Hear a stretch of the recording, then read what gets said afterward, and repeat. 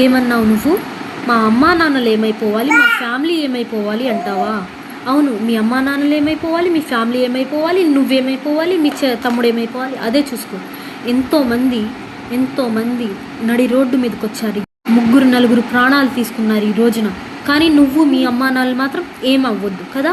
నువ్వు తప్పు చేసావు, నిన్ను రోడ్డు మీద లేకుండా ఎలా ఉంటారు? ఎంతోమంది జీవితాలను నాశనం చేసావు నువ్వు. ఎంతోమంది ఈరోజు ఫ్యామిలీని వదిలేసి అన్నం లేకుండా, బట్టలు లేకుండా రోడ్ల మీద తిరుగుతున్నారు. ఏం తెలుసు నీకు? ఏం తెలుసు నీకు?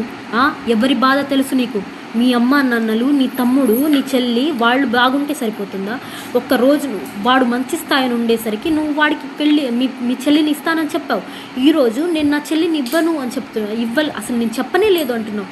ఎన్ని మాటలు మారుస్తున్నావు, ఎన్ని వేషాలు వేస్తున్నావు నువ్వు.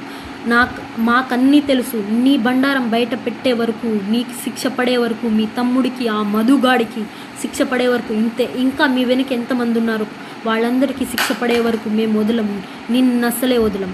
నువ్వు తప్పు చెయ్యకపోయినా కానీ వాళ్ళని బయటికి తీసుకురావడానికి, వాళ్ళ తప్పు కప్పిపుచ్చడానికి చూస్తున్నందుకు ఖచ్చితంగా నీకు శిక్ష పడుతుంది. అది గుర్తుపెట్టుకో.